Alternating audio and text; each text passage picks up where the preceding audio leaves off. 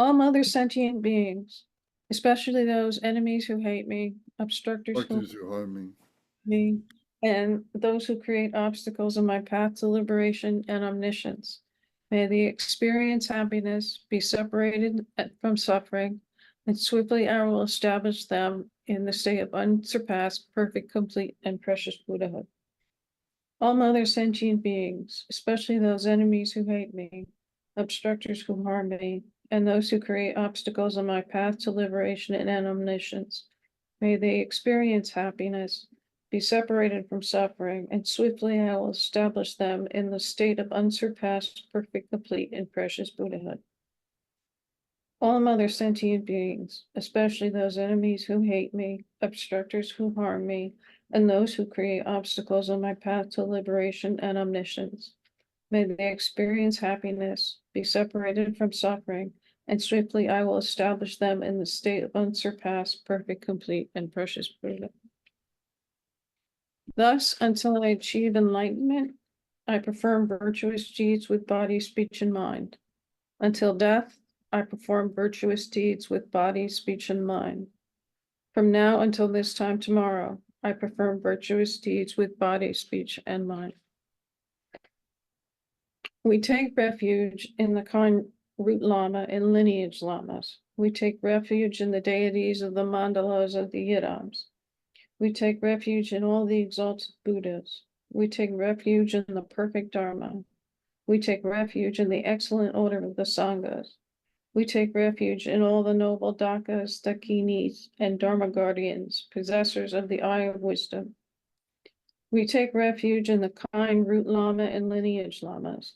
We take refuge in the deities of the mandalas of the Yidams. We take refuge in all the exalted Buddhas. We take refuge in the perfect Dharma. We take refuge in the excellent order of the Sanghas. We take refuge in all the noble Dakas, Dakinis, and Dharma guardians, possessors of the eye of wisdom. We take refuge in the kind root Lama and lineage Lamas. We take refuge in the deities of the mandalas of the Yidams. We take refuge in all the exalted Buddhas. We take refuge in the perfect Dharma. We take refuge in the excellent order of the Sanghas. We take refuge in all the noble Dakas, Dakinis, and Dharma guardians, possessors of the eye of wisdom. Until I attain the heart of enlightenment, I take refuge in all the Buddhas. I take refuge in the Dharma and likewise in the assembly of the Bodhisattvas. As the previous Buddhas embraced the enlightened mind and progressed on the Bodhisattva's path, I too, for the benefit of all sentient beings, give birth to bodhicitta and apply myself to accomplish the stages of the path. Until I attain the heart of enlightenment, I take refuge in all the Buddhas. I take refuge in the Dharma and likewise in the assembly of the Bodhisattvas. As the previous Buddhas embraced the enlightened mind and progressed on the Bodhisattva's path, I too, for the benefit of all sentient beings, give birth to bodhicitta and apply myself to accomplish the stages of the path. Until I attain the heart of enlightenment, I take refuge in all the Buddhas. I take refuge in the Dharma and likewise in the assembly of the Bodhisattvas. As the previous Buddhas embraced the enlightened mind and progressed on the Bodhisattva's path, I too, for the benefit of all sentient beings, give birth to bodhicitta and apply myself to accomplish the stages of the path. In the Buddha, the Dharma, and the Sangha most excellent, I take refuge until enlightenment is reached. By the merit of generosity and other good deeds, may I attain Buddhahood for the sake of all sentient beings. In the Buddha, the Dharma, and the Sangha most excellent, I take refuge until enlightenment is reached. By the merit of generosity and other good deeds, may I attain Buddhahood for the sake of all sentient beings. In the Buddha, the Dharma, and the Sangha most excellent, I take refuge until enlightenment is reached. By the merit of generosity and other good deeds, may I attain Buddhahood for the sake of all sentient beings.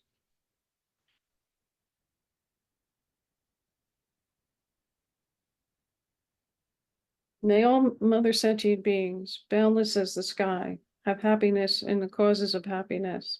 May they be liberated from suffering and the causes of suffering. May they never be separated from the happiness that is free from sorrow. May they rest in equanimity, free from attachment and aversion. May all mother sentient beings, boundless as the sky, have happiness and the causes of happiness. May they be liberated from suffering and the causes of suffering. May they never be separated from the happiness that is free from sorrow. May they rest in equanimity, free from attachment and aversion. May all mother sentient beings, boundless as the sky, have happiness and the causes of happiness. May they be liberated from suffering and the causes of suffering. May they never be separated from the happiness that is free from sorrow. May they rest in equanimity, free from attachment and aversion. Oh, Vajrasattva Samaya, help me to protect my vow to purify myself. May you remain firm with me. Grant me the complete satisfaction. Grow with me. Be loving towards me. Grant me the attainments to master the powers beyond body and nature. Show me all the deeds of body, speech, and mind. Make my mind heart good, virtuous, and auspicious. Revel in the bliss of the four joys, O Blessed One, who embodies the essence within me. Do not abandon me. Grant me the realizations of the indestructible nature. Make me one with you. Thus I signify my unity with non-duality. Okay. Om Vajrasattva Samaya Manupalaya Vajrasattva Tenopa Tishandridu Me Bhawa Sutokayo Me Bhawa Supokayo Me Bhawa Anurakto Me Bhawa Sarvasiddhi Me Prayasha Sarva Karma Sutsa Me Sitsam Triya Kudu Hum Ha Ha Ha Ha Ho Bhagawan Sarvatathagata Vajra Mame Munsa Vajra Bhava Maha Samaya Sattva Om Vajrasattva Samaya Manupalaya Vajrasattva Tenapa Tishadri Me Bhawa Sutokayo Me Bhawa Supokayo Me Bhawa Anurakto Me Bhawa Sarva Siddhi Me Prayacha Sarva Karma Sutsa Me Sitsan Shriya Kuruhu Ha Ha Ha Ha Ho Bhagawan Sarva Tathagata Vajri Mame Mutsa Vajri Bhava Maha Samaya Sattva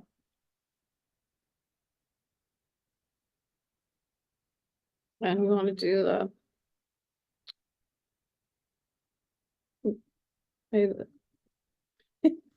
Lance, could you do that? Which went straight out of my head. Sure. Om Ahong, Om Ahong, Om Ahong.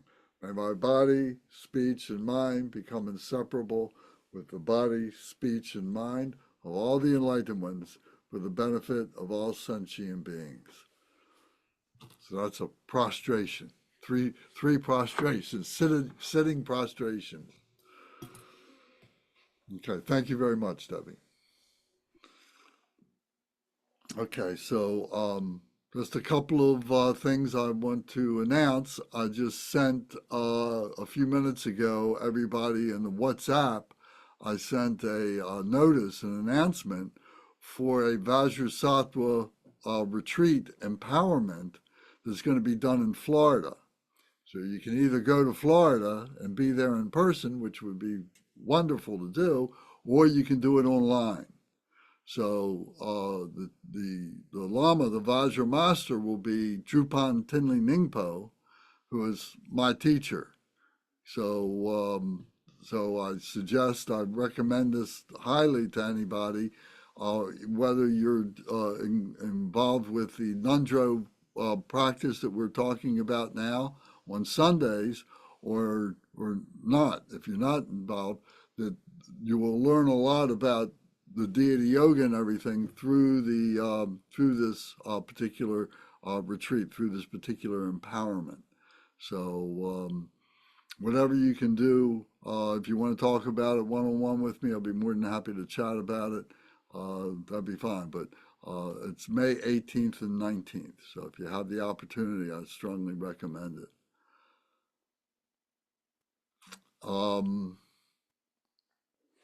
The other thing I wanted to say was that we're going to have some events in June. We're going to lock down the dates, but it's going to be, I think, June 1st, and it's going to be June 21st, 22nd, 23rd, something like that. So we'll be doing it in person. We're going to be doing it at the Nepalese Temple here in Baltimore. So anybody from Washington, if you can come up, or from Virginia, if you can come up, would be really, really great. And if not, I don't know that we're going to be able to do it on Zoom because I will find out on Wednesday if they have Wi-Fi there. I don't know that they do. So so anyway, so we'll send more information about that as soon as everything comes together in everybody's schedule. So thank you for that. Um, I think everybody here has given their biography except Feza, and not to put you on the spot, Feza, but if you would like to share something with us about yourself, we're interested. We've been sharing about our spirituality and how we've kind of come to Buddhism, at least to be in these one-on-one classes and so on, and talking about that, and maybe how the Dharma has been an influence to you, or maybe that which you would like it to be an influence. If you could speak a few minutes, that would be wonderful. If it's not possible, that's fine. Just say so, and we'll continue. Sure, it's no problem. I'll talk a little bit about how I found the Dharma and got into it. Would I you actually mind turning on your camera so we can see you? Oh, sure. Give me 1 second.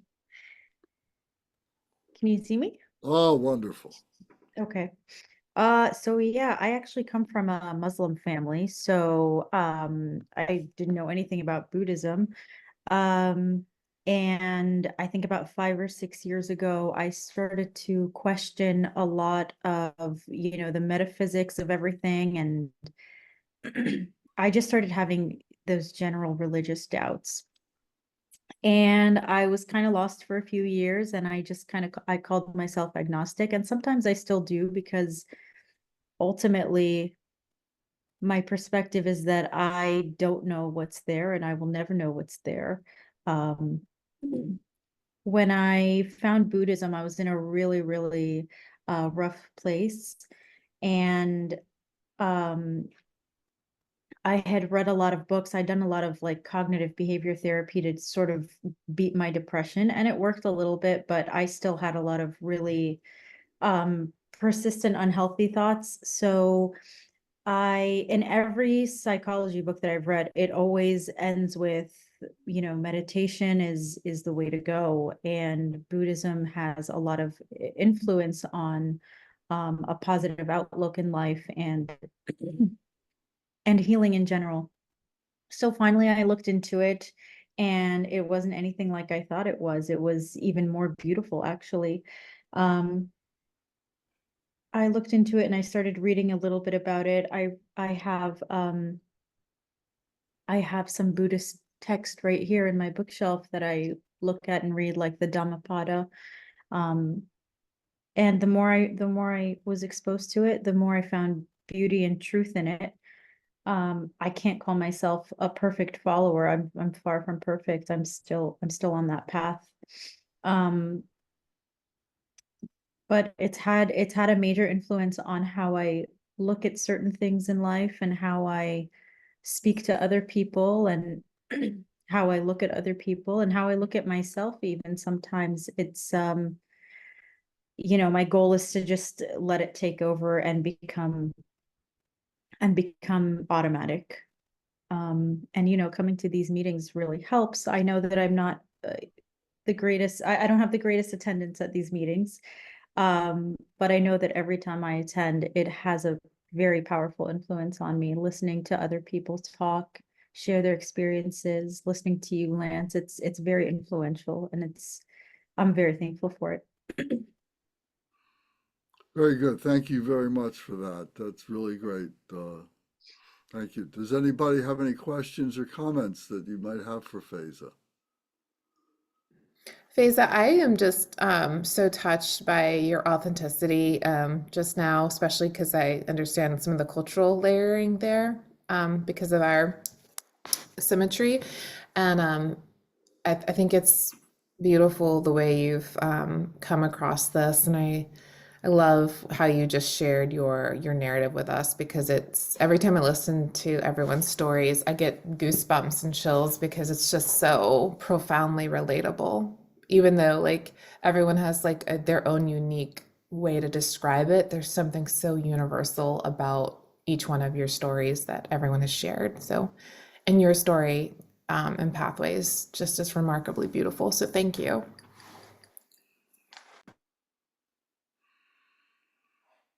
Okay, anybody else have a comment? Just Matt? thank you for sharing that and that I second that. It's I always really like when you're in group and share. You're very authentic in a way that I find really nice and refreshing and there's a lot I can relate to in your story too. Not the cultural piece as much or the Muslim background, but in terms of for me, like a pathway through depression is a lot of what got me to the Dharma as well, the Buddha Dharma. But yeah, thanks.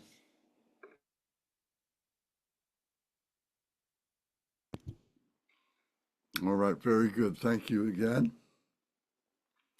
All right, so let's continue talking about the sutras. So I think last time we left off was on Sutra 4.20.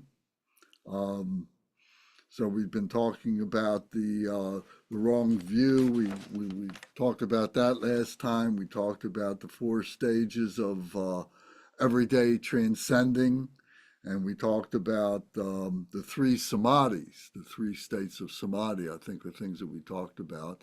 Does anybody have any questions or comments about anything that we have talked about either last week or the weeks before regarding the sutra? Okay. All right, very good. I hope it's helping. With the conversations I've had one-on-one with many of you, you have all said that you really are enjoying this, and I'm certainly enjoying it. And I think the dialogue, the conversations that we're having between ourselves is really, really good. And I've talked to a few of the lamas that I talk to, and I've explained to them what we're doing, and they just think it's really, really great. And so I think we're on a very good path to be able to open ourselves up to the Buddha Dharma. This is a very beautiful way to do it. So thank you for your participation in all of this. So if I'm correct, then we're on 4.21, if everybody has your book, so you can follow along with us. So these are the 4 mindfulnesses. So if you're taking notes, I think it's very good to be able to do that. These 4 mindfulnesses, we need to understand what mindfulness is. So this is one of the words that we can look up in our glossary. So if you've got the other book with you, book 4 of 4, and if you go to G, which stands for glossary, if you go to G.380, is a definition of mindfulness. So we don't want to leave anything vague as much as we can. We want to be able to, get as precise meanings with everything. So it's always good to consult with the glossary, see what it might have to say to help us to understand the words that are being used in these texts and so on. So mindfulness says here that this is the faculty that enables the mind to maintain its attention on a referent object, counteracting the arising of forgetfulness, which is a great obstacle to meditative stability. So a referent object, I think, means it's something that we're referring to, so something that we come back to. Maybe it's the center, it's the topic of our discussion, but it's the object. So So being mindful of that, being aware of that, and counteracting the forgetfulness that we have, which, as it says, would be counteractive with our meditation. So it says the root smer, I'm not maybe not pronouncing that correctly. It's supposed to be a rolled R, smer, may mean to recollect, but also simply to think of. So broadly speaking, shmrti, commonly translated as mindfulness, means to bring something to mind, not necessarily something experienced in a distant past, but also something that is experienced in the present, such as the position of one's body or the breath. So being mindful of our body, being mindful of our breath, being mindful of our environment, and so on. So being mindful, being aware, being understanding what is going on, having a sense of responsibility for what's going on. You know, if you're in a room that has a lot of noise and people coming and going, taking responsibility for that and saying, well, maybe I shouldn't be here, I should be in another room to engage in my meditative practice or my teaching or whatever, to be mindful of my responsibility. This next couple lines here on this definition of mindfulness says, together with alertness, and then it gives a word there, alertness, it is one of the two indispensable factors for the development of calm abiding.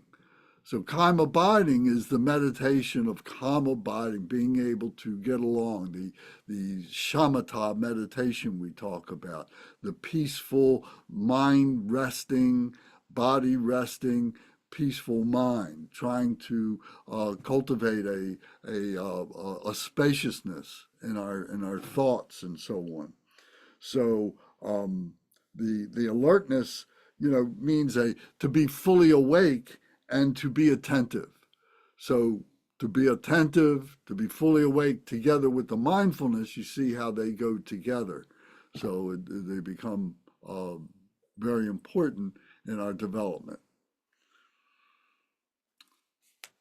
So with that in mind now, this mindfulness, so now we go back to 4.21 and we say mindfulness of the body is a gateway to the light of the Dharma, for it leads to the physical isolation.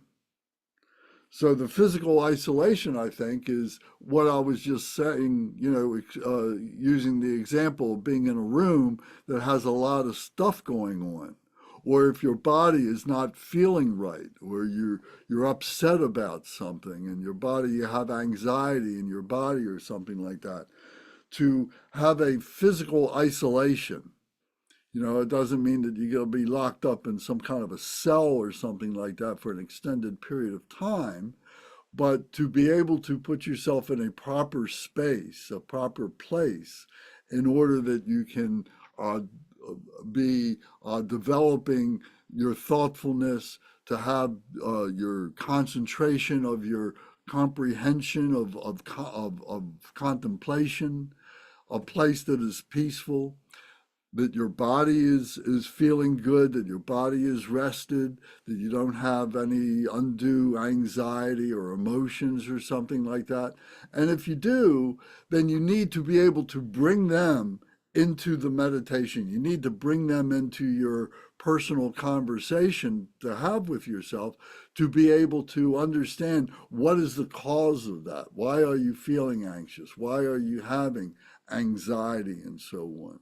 So that can become a referent object for your meditation, being mindful of that. If shamatha, the calm abiding, is the goal of your meditation, then you want to be able to be rested and calm and so on. You want to be peaceful, so you don't want to have that emotion. So you got to see that it's normal for us to go through this point of being able to examine how our body is feeling, what our physical situation is, what our room is like, and before we really indulge or engage in the process of the meditation session and so on. So I hope that's making some sense. Does anybody have a comment about that or a question about that?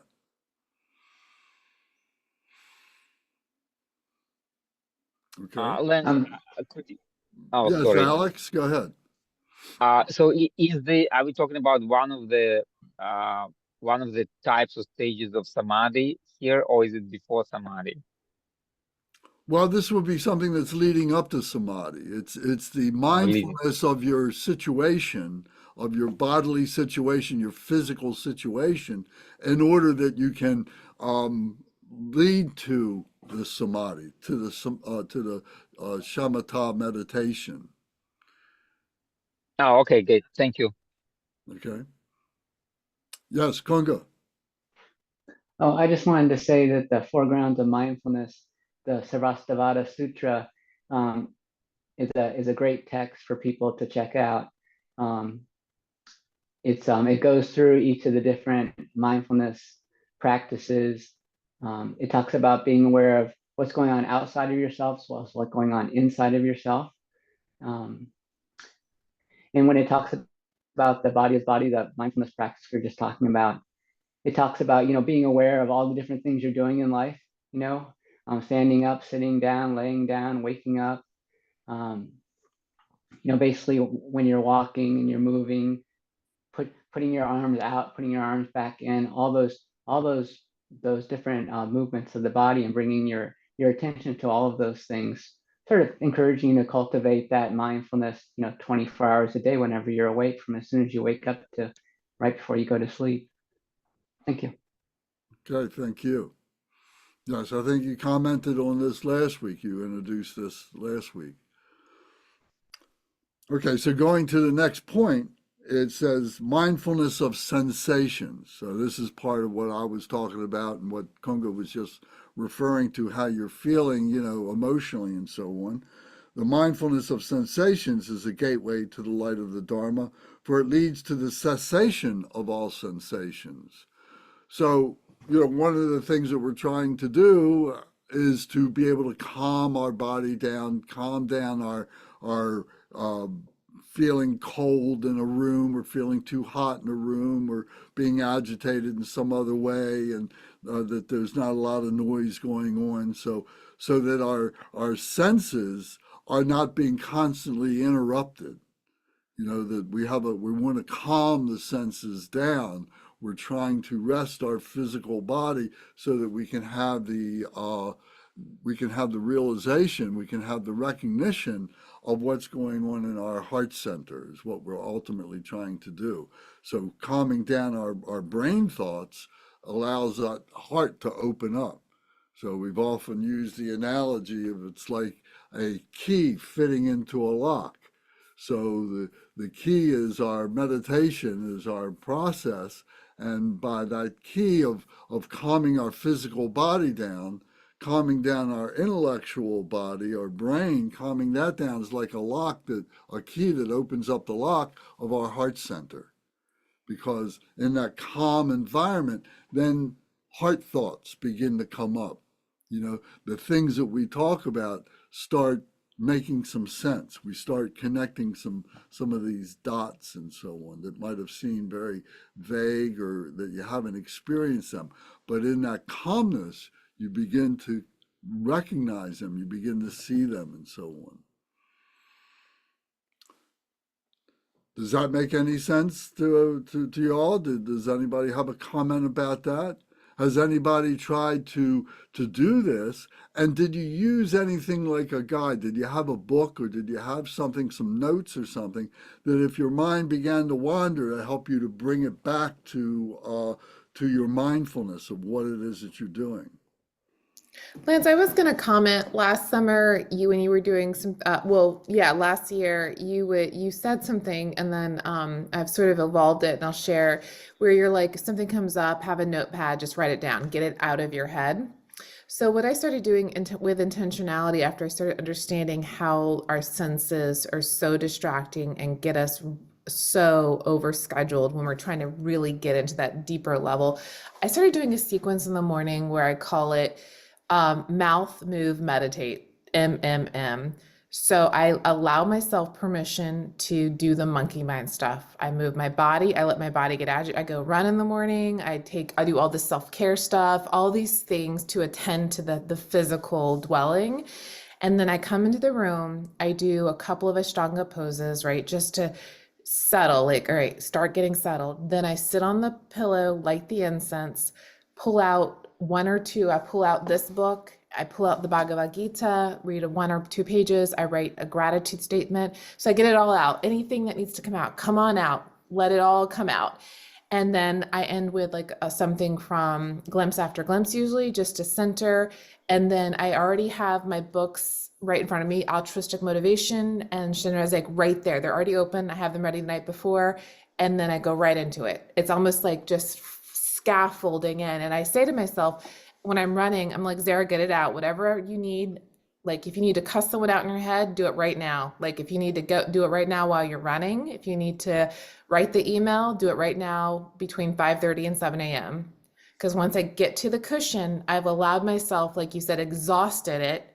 So now I'm ready to unlayer. So that, and sharing kind of what in the spirit of what we're talking about right now, that is the process I've done, Lance. That's evolved slowly as I've sorted out how to get there for myself. That works for me. That may not work for everyone, but I stopped fighting, if that makes sense, what I was doing, because I would get to the cushion and then start cussing people out in my head. And then I had to figure out, just cuss people out while you're running an hour before, and then come, because then you're ready to do the real work. I don't know if that resonates with anyone the way that took me about 3 years to figure out that was the formula for me, that unlayered. So then now I'm like profoundly able to understand meditation without all these extra supports. Just glimpses, 10 seconds here and there, but it's so much healthier for me this way. Well, that's great. And I think the real point that you're making is that you've established a routine for yourself, and there's an intentionality to each part of it, and to do that repeatedly, and then you can see results. When things are just random and so on, and you're not really focused and don't have a plan, you don't get the results that you really want to have. So what you're doing is really great. And yes, that's exactly right. Everybody needs to be able to create their own routine. We've got suggestions, we've got these books and so on that we've offered to everybody. And here are some suggestions, and you can use them, or you can use, other suggestions and mold it your own way. And know that it's going to change, that it shouldn't be so rigid. That at some point, maybe every 6 months, you kind of change something. You change a prayer, you add a prayer, you take a prayer away, replace it with another one, or something like that. It should be evolving along with you. You can see you're evolving through your routine. Lance, it's so funny you said that, because that's very intuitive. You said that, especially to someone like me. I actually went outside of my routine to a coffee shop with my materials and put myself in the noise, if that makes sense, with the books. And I said, because it can't always be in a contrived environment where it's so perfect. And it's funny because it's so funny, the timing of what you're saying, because it hits me in such a positive way. I get really I don't know if anyone else understands this, but I'm so regimented. I get agitated if I break my schedule. I get so angry at myself. I'm like, and then the thoughts like, you effed it up, so now your karma's bad, like all of these other things. And then I'm like, oh, this is defeating the purpose of all of this. This is silliness. It can't be a checklist. It can't be like, oh, you missed your 8 to 8:20 time frame for meditation. And then something happened remarkable in the last month. Like I just thought, like, who cares? I just started saying, just do it. Who cares if it's 9 a.m. or 8 a.m.? Just go do it. And it's, now I'm like laughing at it. I'm like, and now what you just said hits me really, like profoundly closely because I'm going through that right now, if that makes sense, where I just couldn't, I was angry. I'm like, your day is ruined by 9 a.m. if you didn't get that meditation session done. And now I'm like, who cares? Go out of order. Mess it up a That's little right. bit. Mess it up a little bit. Don't do Shinrosei today. Don't read glimpse after glimpse today. I'm now intentionally messing with myself, if that makes sense, a little bit, and kind of laughing at it. Um, I don't know if anyone else understands because I'm just like constantly like do this, do this, do this. And I'm like, how about not? How about Okay, do Shinrosei tonight instead of AM, you know? very good. Thank you. Does anybody have a comment, how that lands on them? What your experience has been with this? Matt, do you have, I'm curious, Matt, because like I'm curious because you've been progressing as well. Does that, have you had to have that sort of flexibility and have you gotten frustrated and if you've missed or had nuance changes?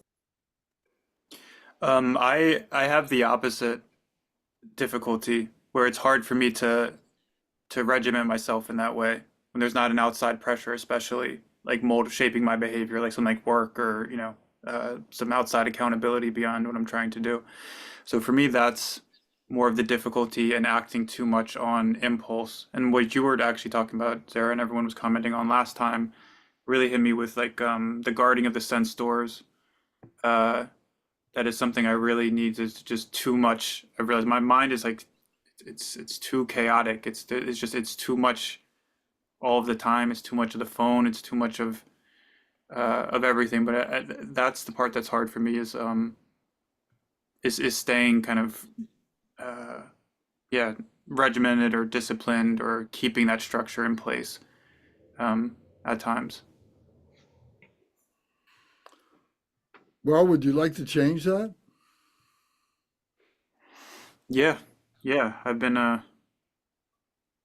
trying. That's what I've been trying to do. Yeah, and I mean, my practice is definitely the strongest it's ever been before, but it's not always like I didn't practice this morning. I had to run. I was all freaked out about something with work, and I ran out, and I didn't practice this morning. Things like that. That kind of stuff happens to me sometimes, for sure. Matt, when you didn't practice, actually, this is a good example. Did it bother you? Did it linger in your brain as an outstanding item? Like did it come back up to the surface at some level?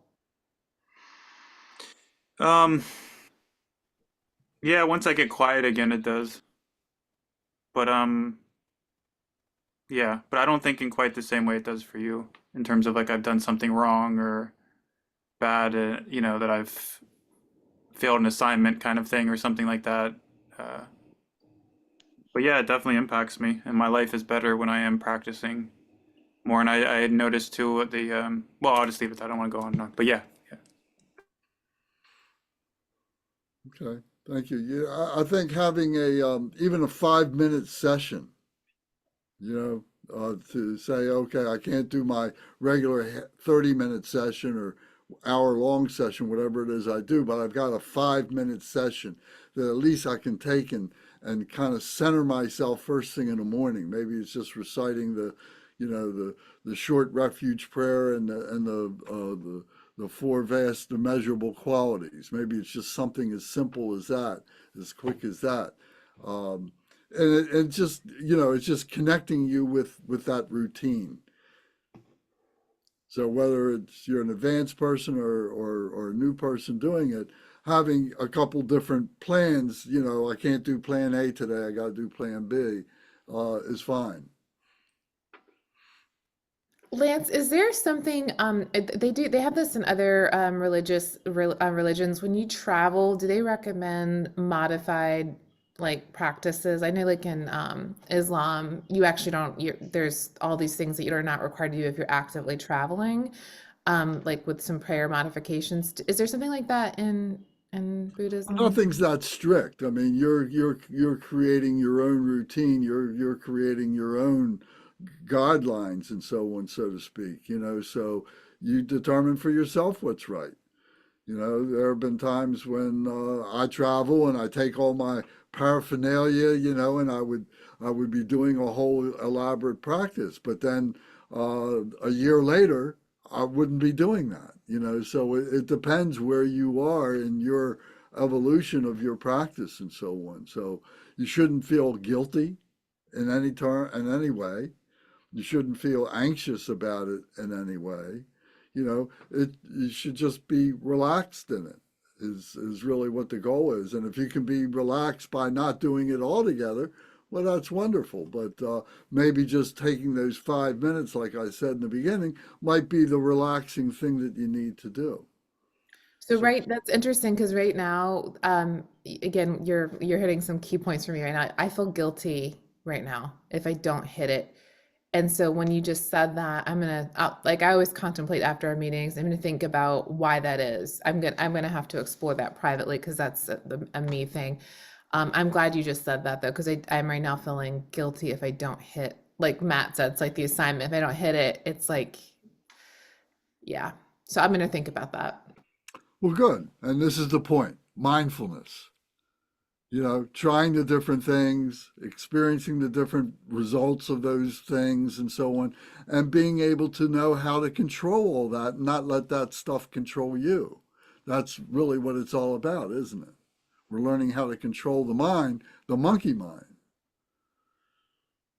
This mind is perfectly stable. It wants to come out, but we're blocking it up with all the monkey mind stuff. Lance, are you pretty intuitive with how you practice your meditation, or are you highly regimented yourself? Oh, I have a definite routine, but I, sometimes I got to bend the routine. I like the structure of what we're doing, of what we're talking about. That structure works for me very, very well. It's how I'm able to communicate this to everybody because I've got that structure. If it was all random, I don't think it would be very effective for anybody.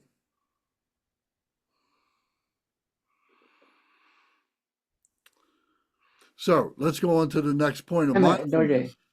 Excuse Yes. me. So I wanted to add a little bit to the discussion about the body, mindfulness of the body and mindfulness of the feeling.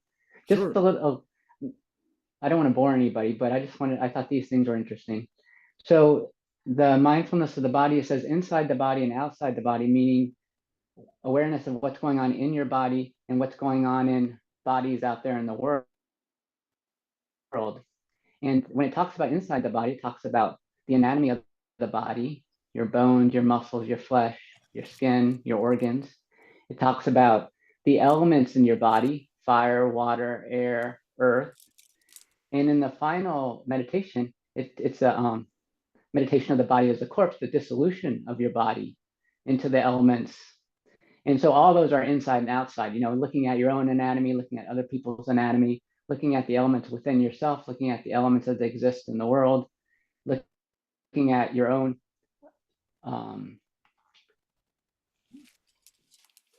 disintegration of your own body, your own aging, and then looking at that's happening in the world with others and with other objects. And then with the second part, mindfulness of feelings, it's really feelings, pleasant, unpleasant, and neutral within the body and outside the body, and also the body, the mind, the world, and not of this world. And the world is like secular world, and not of this world is spiritual world. So pleasant, unpleasant, neutral dealing with your mundane life, and then pleasant, unpleasant, neutral feelings dealing with your spiritual life. I just thought that was interesting. It has all these distinctions going on within those two sections. Thank you. Yes, thank you. That's good. So we go to the next one here. So we're talking about 4 mindfulnesses that this is bringing to our attention. So the next one, it says mindfulness of the mind. So this is a gateway to the light of the Dharma, for it leads to the precise understanding of the mind's illusory nature. The mind's illusory nature.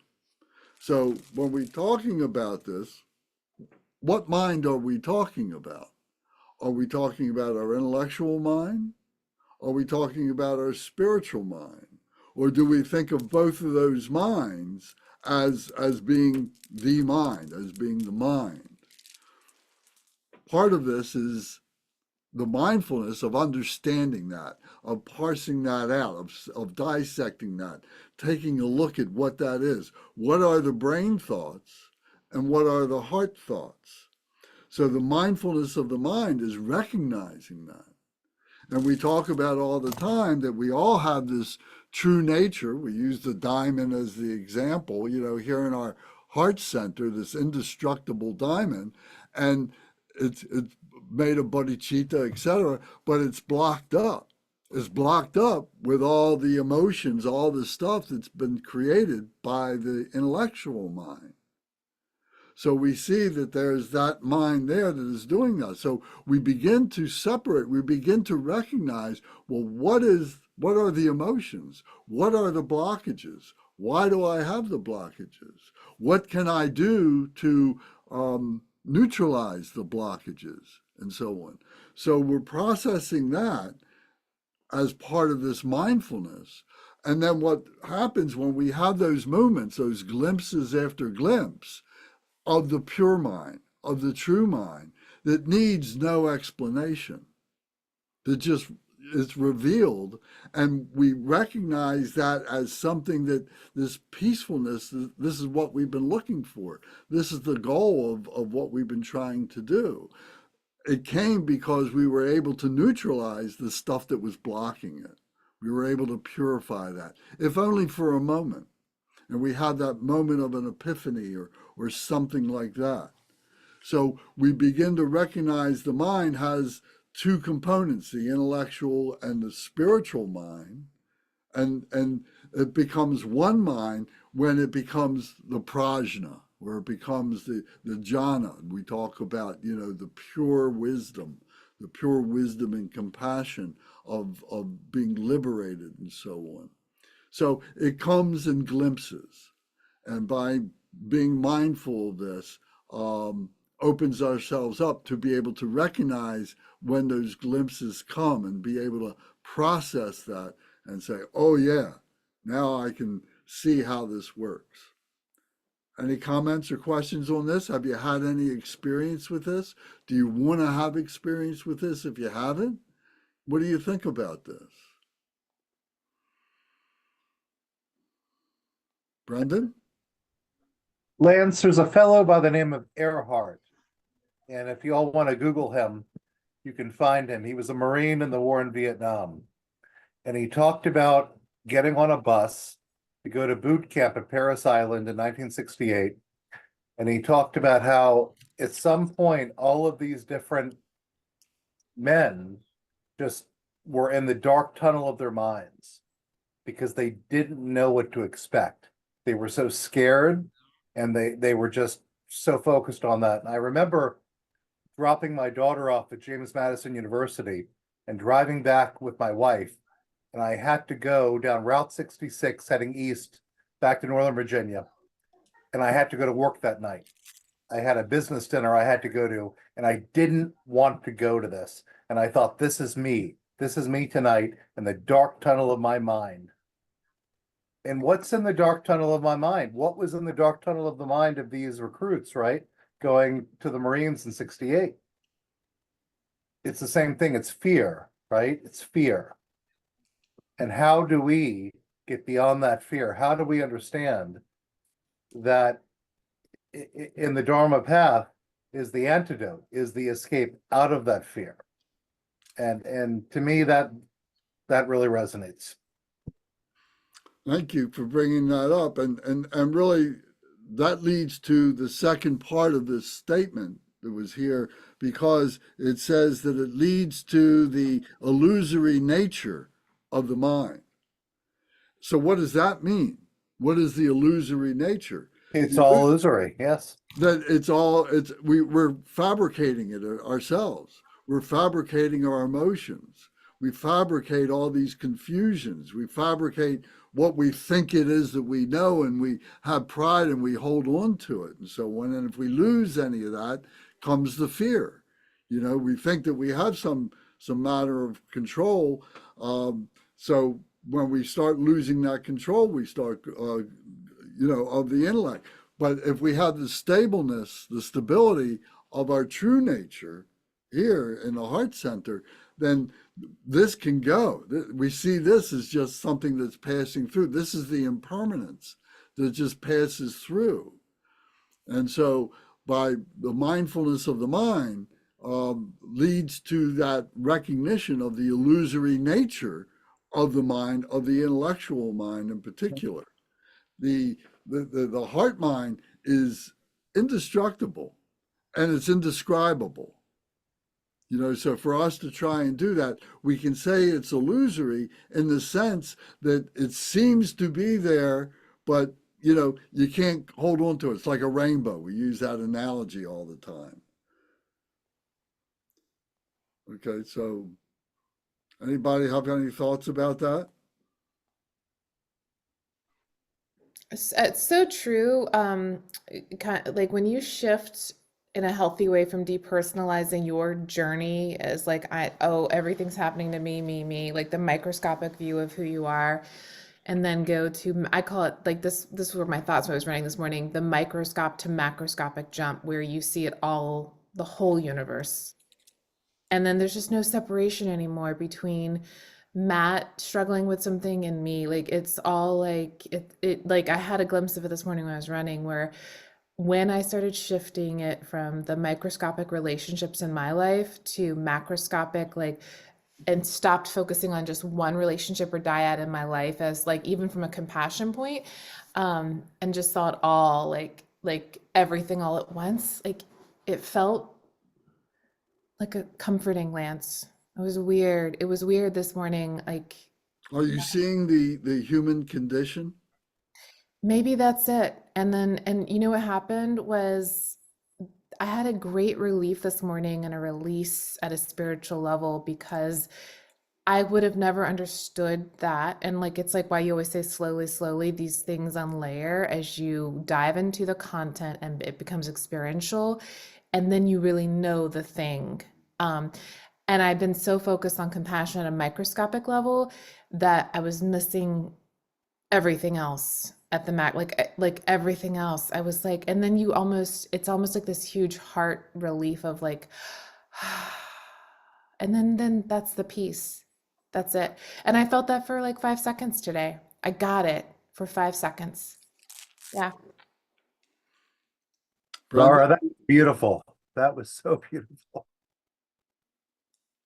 Come and jog in the morning with me, you guys. I write all the emails, I get the glimpse, and then, yeah, come and jog. We'll do the morning jog circuit.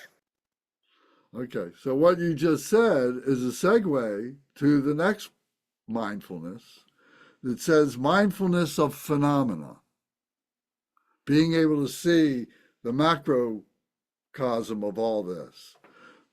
The mindfulness of phenomena is a gateway to the light of the Dharma, for it leads to unimpaired wisdom. Unimpaired wisdom.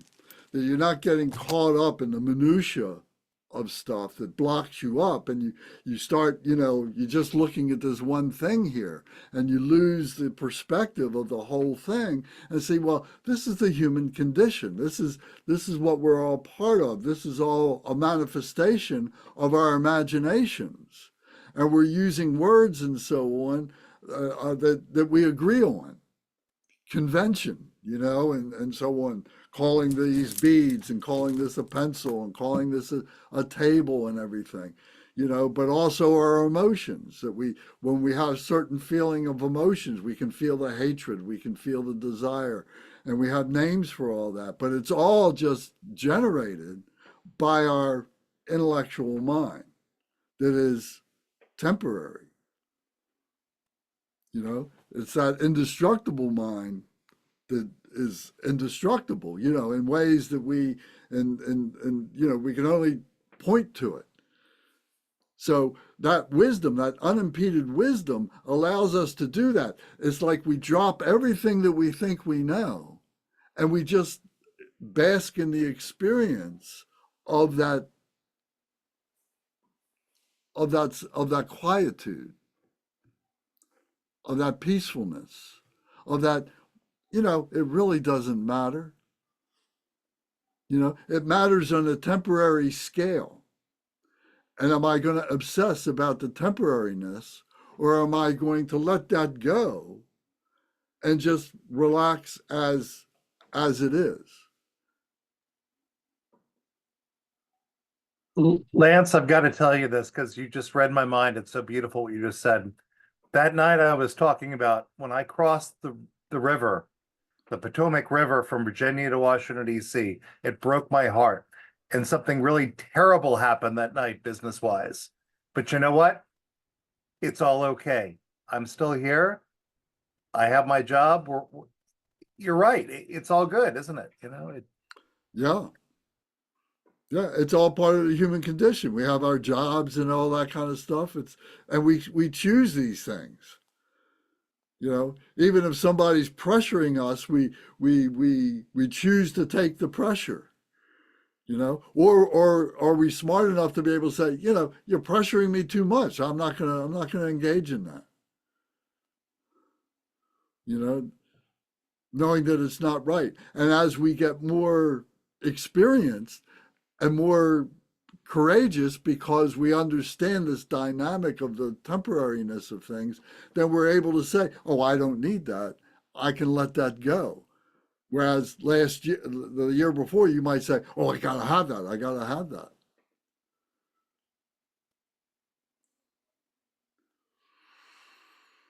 Lance, have you documented, like, I'm just curious, and I'm also curious if someone else, I've been documenting, because I do a journal, I can see the transformation. And so Matt mentioned something about like, he's now a little bit more aware of the sensory distractions that are keeping him. So I don't know if anyone else has had these experiences, but now I used to like every weekend, like this is like a weird thing, but like I call it flex meals. I get really excited planning which cafe I was going to go to, what croissant I was going to order, what scone, like super excited, Lance, like it was an amusement park deal. Now I'm just like, whatever, I'm like, if I drive by something and it's like, go get it. Or like I would get really excited about, I can't wait to watch that movie that just came out. Now I just don't care. Like it's something is shifting. And I think this is what they talk about is once you exhaust the outer phenomenon where you're like, you get disenfranchised with, you see it and you're like you see the ego hit, and then you start having to deal with the inside ego, the inner distractions.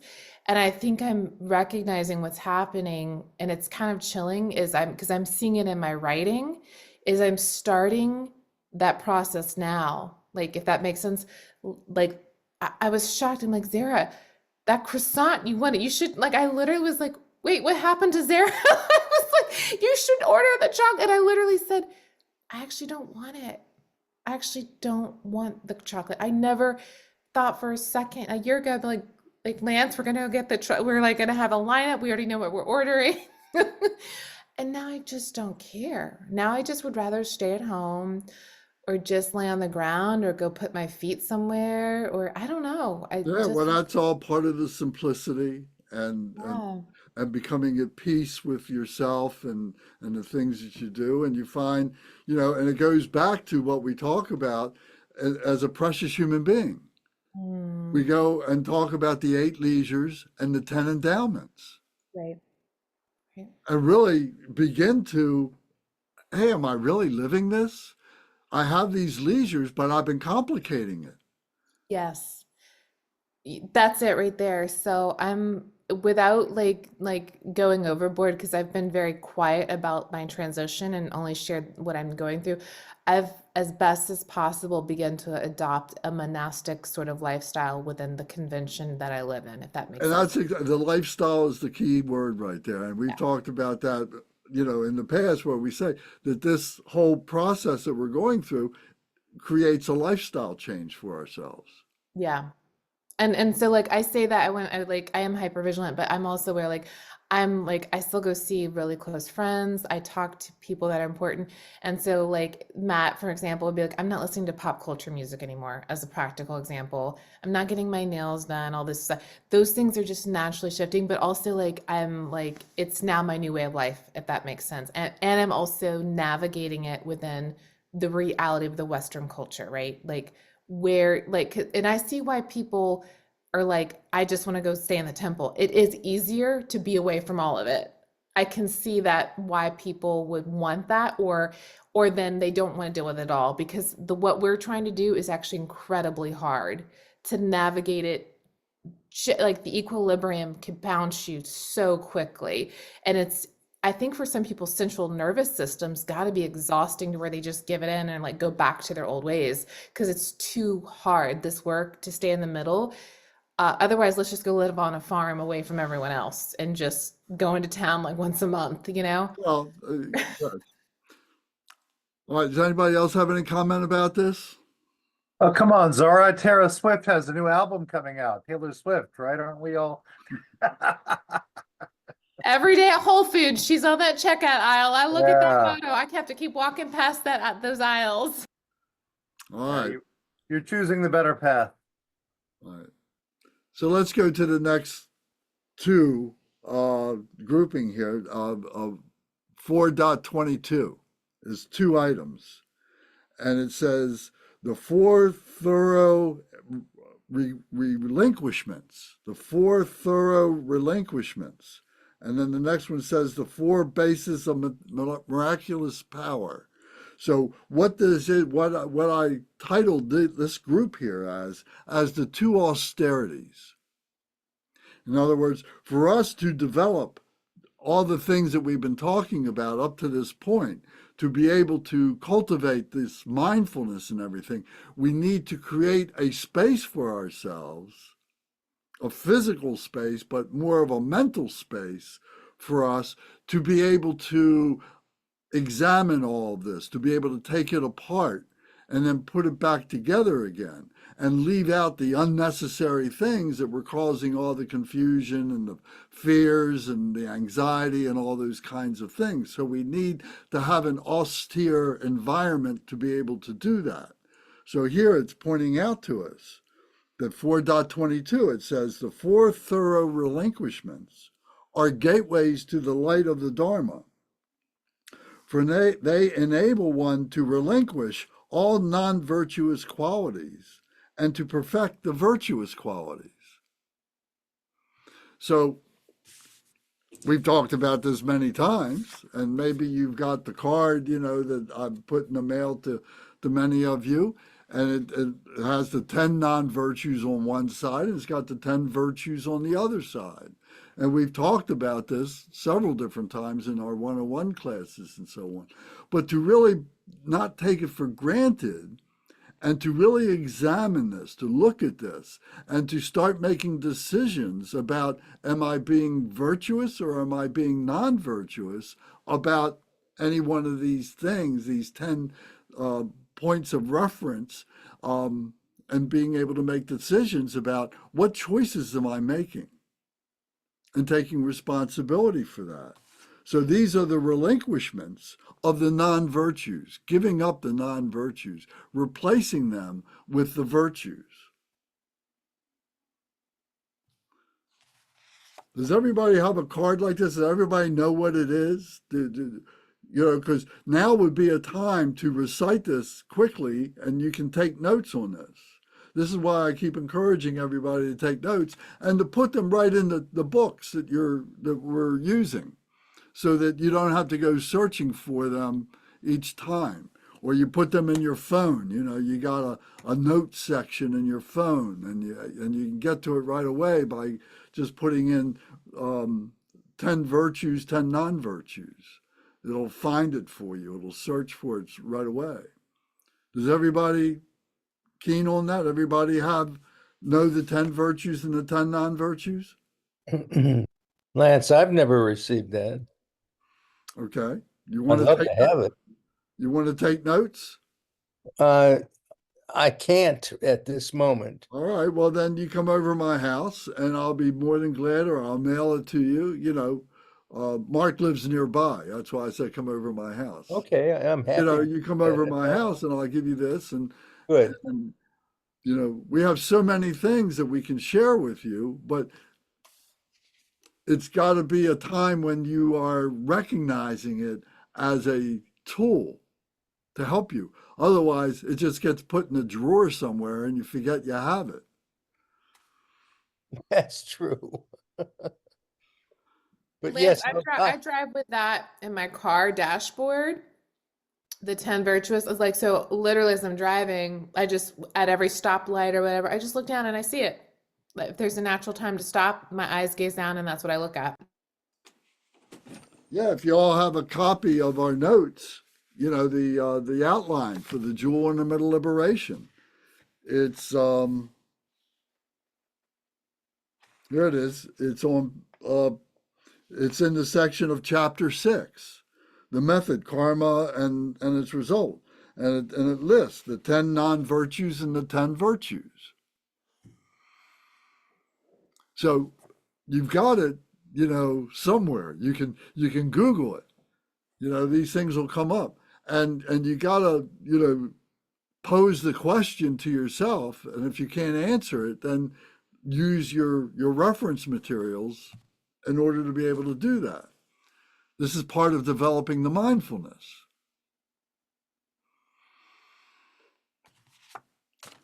So this next austerity is the 4 bases of miraculous power are gateways to the light of the Dharma, for they lead to lightness of body and mind. So these 4 bases of miraculous power are G63 in your glossary book. So you can look that up in your glossary book. What are the 4 bases of miraculous power? So it says here,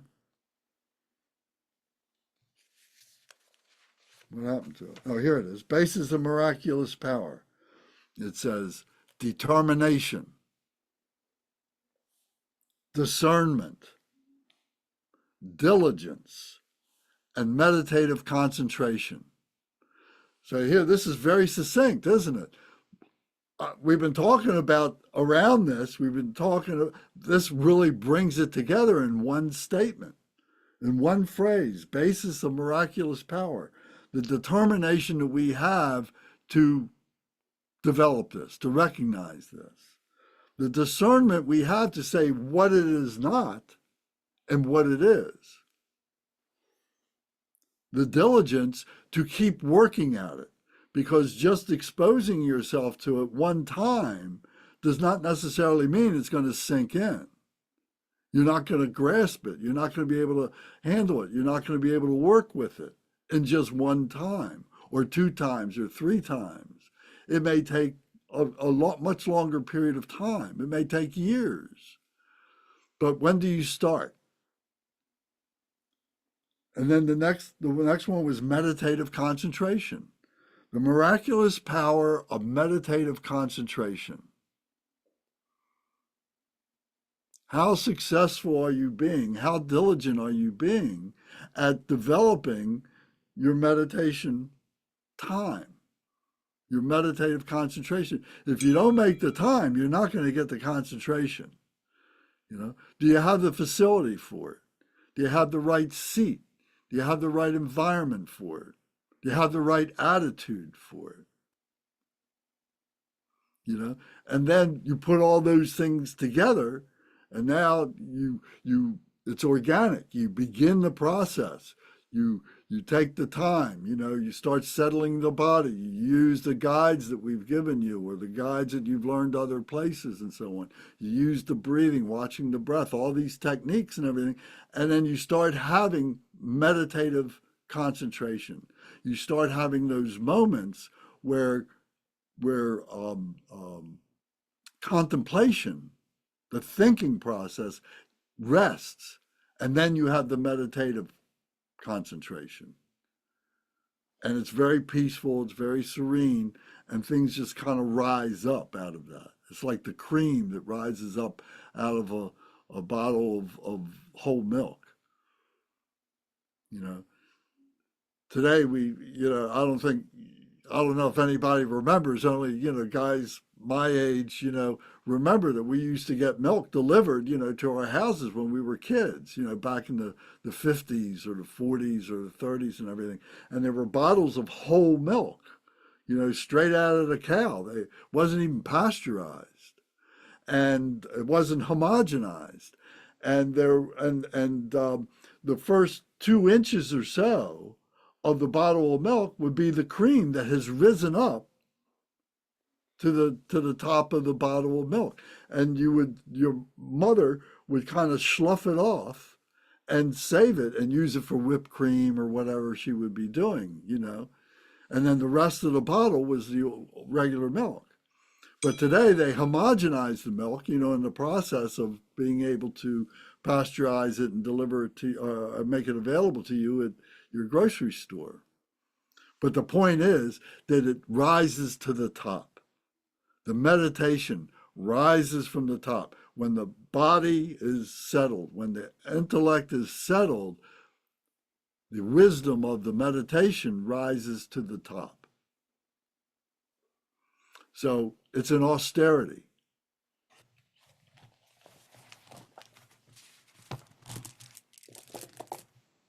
So the 4 bases of miraculous power are gateways to the light of the Dharma, for they lead to the lightness of body and mind. So this is what I'm talking about, the lightness of body and mind, that you're resting the body and mind. The opposite of the lightness would be the heaviness. And how does the body and the mind, the intellectual mind, get heavy? Because we keep focusing on it, we keep dumping on it. We won't let it go. We just won't let it rest. So the wisdom that's in these sutras and the phrases that they use have such locked up wisdom in them that by studying this and contemplating this and having these discussions unlocks them. This is why this is so great. And it's so simple and so plain. These things, these teachings are in other teachings, sadhanas and other teachings and so on. But my experience with studying the sutras is it's so plain and so simple here in the sutras. Lance, we really are blessed to get to read this in English. Everyone here on here, it's a blessing. We have access to this in English in a way we can understand it. Absolutely. Absolutely, yes. And this is the work of the 84,000 Project and other projects like this that make these things available for us. Absolutely. So, does anybody have any comments, anything you want to talk about regarding this? Can you see this? They can see in a monastery in Tibet all of these beautiful volumes lined up on top of each other. Right. And to Zara's point, to be able to read them in English, wow. Yeah. Well, that's what this is. Yeah. This is exactly what this is. If you go to Dharma Surya in Fairfax, Virginia, or you go to your local Dharma center, they're in the shrine room, they're most likely to have the volumes of the sutras. They're in the Tibetan, they're called the Kangyur and the Tengyur. Yeah, so to have this is really magnificent. All right, so we just finished number 57, going in order, and I said that there's 108 of these, so we're just halfway through.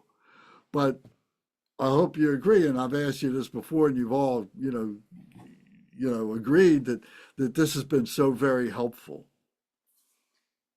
It sounds like, this is common sense or, but we take these things for granted, and they're so foundational, to being able to recognize why it is we're suffering, what it is that we're looking for, and the method to be able to overcome the suffering and to become enlightened people.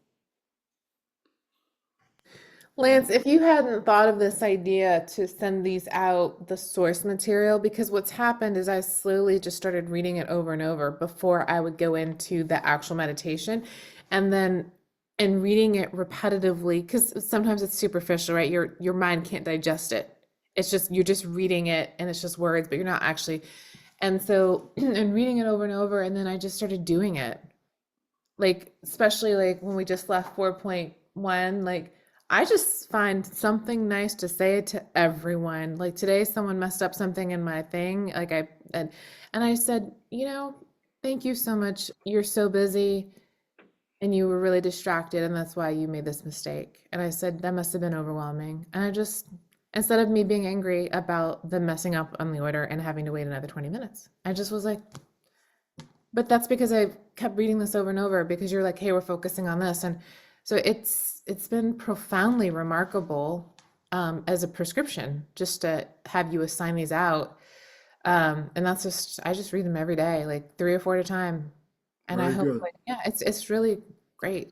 Thank you. Yeah, I hope everybody's doing it, because that's how we change. All right, so let's go to 4.23. So 4.23 are these 5 faculties. So the faculties are the, is a facility, a way and able to do this. I don't know if I got a definition for faculty here, but let's not take it for granted. Let's look it up for a second here.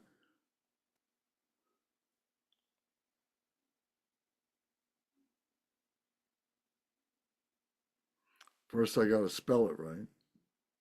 Oh, there it is. Nope, wrong word. Matt, are you burning incense randomly? Or is that like a something other smoking? No, it's actually a humidifier. Yeah. A very spiritual humidifier, though, I must say. All right, so a faculty from the dictionary says it's an ability, a natural or acquired ability for a particular kind of action. So you have the faculty to change. You have the faculty to learn, etc. So it's having the ability to be able to do something. So these 5 faculties are of the intellectual mind. In other words, how to use the intellectual mind for the sake of our spirituality. How to focus our intellectual mind. So here, the 5 faculties are the faculty of faith, the faculty of diligence, the faculty of mindfulness, the faculty of absorption, and the faculty of knowledge. These 5 faculties. So these are beautiful to think about these, to talk about these. So the faculty, so going back to the first one now, the faculty of faith is a gateway to the light of the Dharma, for it leads one to not depend on the guidance of others. Now, I thank you all for being here, but I look forward to the day when you don't need to be here anymore, because you've taken this time on for yourself and you are using it in a very diligent, purposeful way. The greatest thing for a teacher is to have his students go beyond the teacher, isn't it? If I'm as a teacher, trying to ensnare you into, this, the only way you're going to learn this is because what I teach you, well, that's not right. I'm just teaching you a method to be able to think for yourself, to develop your own critical thinking, and give you the tools to be able to do that, to be able to develop your own meditation. And maybe you'll take on some students. Maybe it's your children. Maybe it's the family. Maybe it's some friends. Maybe you'll start your own group, your own study group or something. That's the greatest thing. And we've been doing this. Bernie and I have been doing this for 15, 20 years almost. And how many people have come through our groups? I mean, I'm sure it's been hundreds. It's not like it's the monks, who have thousands and thousands and thousands. But in our modest way, we've been helping people to to change the way that they live and to plant the seeds of the Dharma and take it up. Many more people haven't done that, but they've had the seeds planted. And when the time is right for them, hopefully, they'll recognize that and the conditions will be correct and they will begin to sprout. If not in this lifetime, in another lifetime. So not to depend on the guidance of others, that you learn that all this wisdom is within yourself. And when you are able to really settle down the body, really settle down the intellect, this wisdom comes up and you say, my goodness, where did this come from? I didn't know I had that within myself.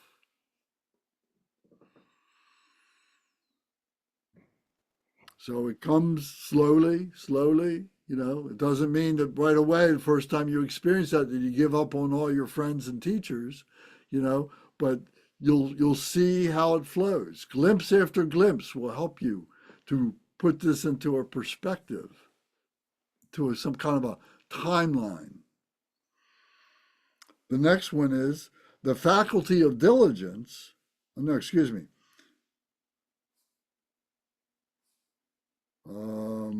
No, you're right. It's The faculty of diligence, yes, I'm sorry. The faculty of diligence is a gateway to the light of the Dharma, for it endows one with the wisdom of realization. So diligence endows one, invests one. One becomes enabled, one becomes initiated with the wisdom of realization. That you're given permission to investigate, to do this with the wisdom of realization. What is realization? To look at this and to be able to examine it and seeing what it is not, seeing what it is confused with, seeing the non-virtue of it is all part of developing the wisdom. Because the wisdom knows both sides, knows all sides of it. That's the wisdom. That you know if you do this or if you don't do that, results are going to happen. You can see both sides and so on. So your children look at you and hear the things that you say, and they say, oh, my mother and father, they're so wise. They know all these things. Why? Because you've gone through it yourself. You know what it is to have failed in those things or hurt yourself in those ways or something like that. So you're able to talk about that with them. But that's in a mundane way of living. But the same thing happens in our spiritual teachings. We have to fail and know why we failed so that we don't repeat those mistakes. And this is why we keep saying, you gotta, develop the meditation. You gotta develop the process. You gotta develop, your mindfulness of all this. If you don't, you just kind of swim around in the ocean of suffering. You may be close to the surface. Sometimes you get a breath of fresh air, but you remain in the ocean of suffering. But we're closer to the surface than you might think you are. Just by virtue of the fact that you're here shows that you have come a very long way, that we each have come a long way in the journey of being a human being, being a sentient being. Being a human sentient being is, it's the cream of the crop.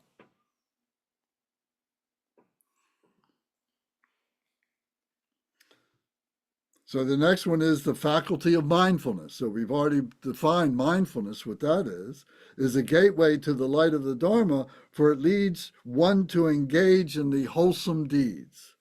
The faculty of mindfulness leads one to engage in wholesome deeds. Knowing the difference between wholesomeness and unwholesomeness and making the choice. I'm not going to do that anymore. I'm not going to Friday night go into the bar and carouse around with my old buddies and stuff like that and drag myself home and maybe I risk, an automobile accident. Maybe it's not even my fault, but the fact that I'm drunk, I couldn't react and somebody else did something and I couldn't get out of the way, it's unwholesome, intoxication. We talk about that, sexual misconduct, not to get, to do that for any number of reasons. All the things that we talk about that are listed here in the 10 virtues and 10 non-virtues, we begin to make those choices of the virtue over the non-virtue. I'm not going to play that game anymore. I'm not going to go out with those people anymore.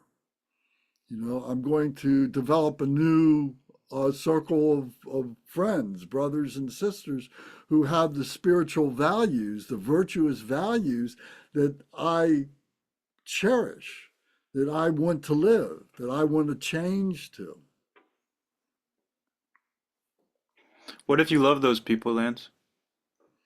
It becomes more difficult. What if those are some of the people that are good people that you love the most? It's difficult for me of like then no longer being able to relate to the people I've grown up with or the people that I am closest with, the people that would, It's a great question, and you have to create some guide rails for yourself, not to allow yourself to get drawn into that drama. You have to be the sun for them. You have to radiate the light of truth for them, the light of virtue for them, and you have to find the line where you fall over the precipice and get drawn in. And you have to stay on the safe side of that line. You can engage with them, but you do it as the sun engages with everything that it illuminates. It's an attitude. One thing I do find helpful in that, because you're going to be dealing with that your entire life, is, we talk about sentient beings as being our mothers. And in my mind, no, they're children. I see everybody as children. They're children. Children are monsters, and in order to stay alive, they are a universe unto themselves. Children have to be selfish. They have to be always taking things in. But you wouldn't not hang around children because they're a bad influence. Just see them that way.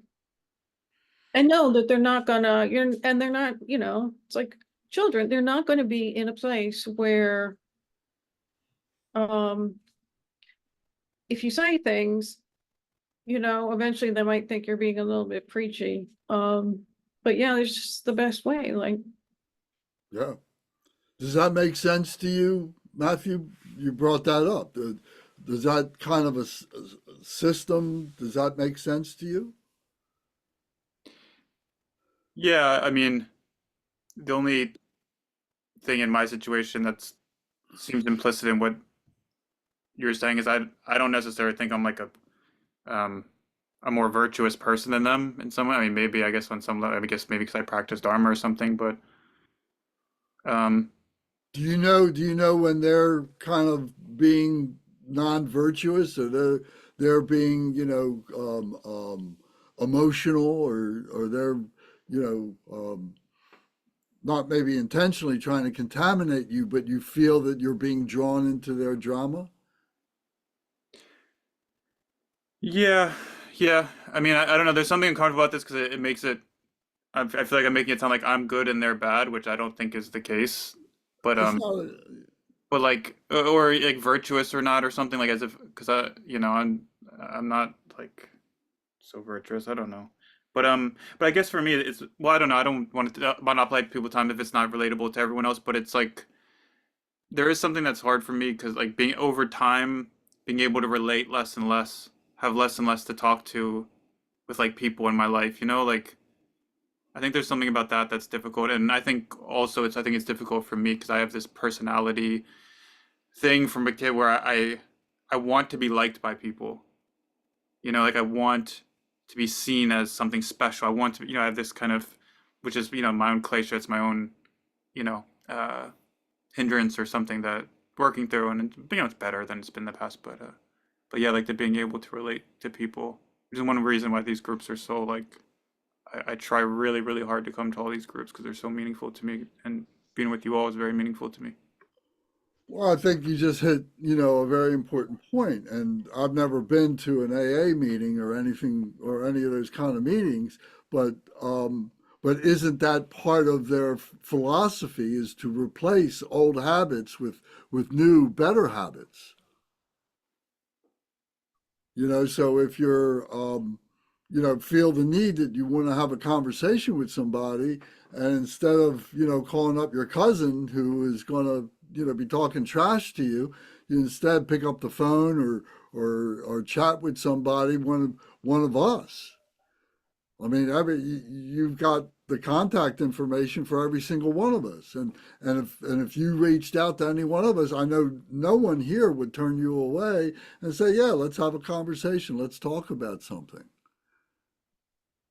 Maybe it's not about your specific problem, but maybe it's about something else. But it's just cultivating new friends. Matt, I think to your point, oh, sorry, Kunga, you took your microphone off. My apologies. I was just gonna say it's important to separate the person from the behaviors, and people have these unskillful behaviors, but I think people appreciate skillful ones. So, like, if you have someone who, you know they maybe your experience with them is they want to gossip, or they want to talk negatively about things. um, if you can turn that conversation to something more positive, especially something more positive about themselves, which they might be interested in, some other interest they have, people appreciate those conversations that are supportive of their interest. And just because you're not supporting the negative interest and you're supporting a positive one, it's still an interest of theirs. I don't think there's any reason you can't continue to relate with people who have unskillful behaviors.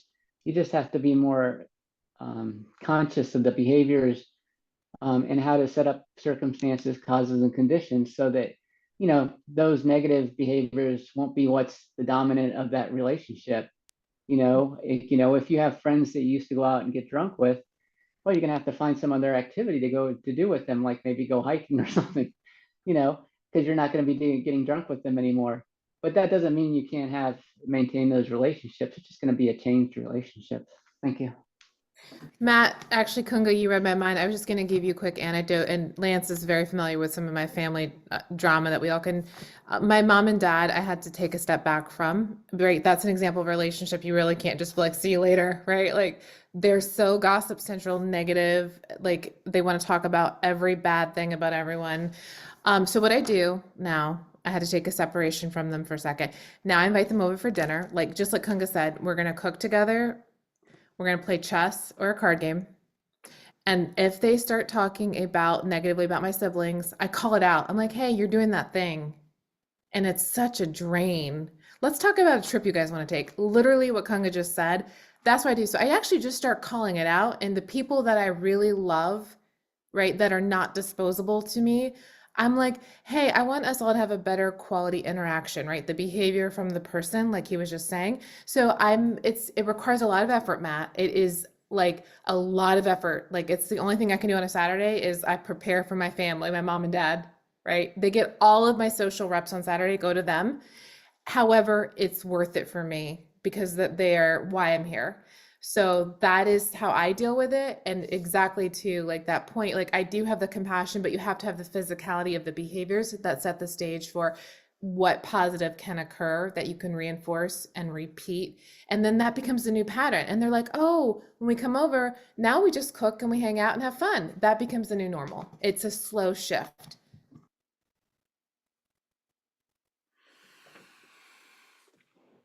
Okay, thank you. That's really great. Having everybody here to be able to comment on these things is wonderful because everybody has a perspective on it, can fill in one of the blanks somewhere, and so it's great. So together we really make a very good discussion. Thank you. So let me go to the next line here. It says, the faculty of absorption is a gateway to the light of the Dharma, for it leads to liberation of the mind. Absorption leads to the liberation of the mind. So what does the absorption mean? So I think, in my mind, the absorption is like the concentration, that you're taking it in, and you're really, it becomes part of who you are. You're absorbing that. We're absorbing the Dharma. We're absorbing the virtue and so on. And then that leads to the liberation of the mind, because as I take this in, I'm able to have the power, I'm able to have the courage, I'm able to have the wisdom and the method to be able to cut through those things that are blocking me up, that are being harmful and so on. So what's left is the liberation of the mind. We said that when you rest your physical body, when you rest your intellectual mind that's blocking up our true nature, then that true nature is liberated. The doors are open, the windows are open, and it can come out. It's naturally there. We all have that Buddha nature. We all have that happiness. We all have that peacefulness, but it's blocked up. So it's through the absorption of the Dharma teachings, through the absorption of the activities of the Dharma teachings, that we're able to liberate, to remove those blockages and let the natural sunshine that's within our hearts come out. And we see the smile that's in our hearts. What do you think about that?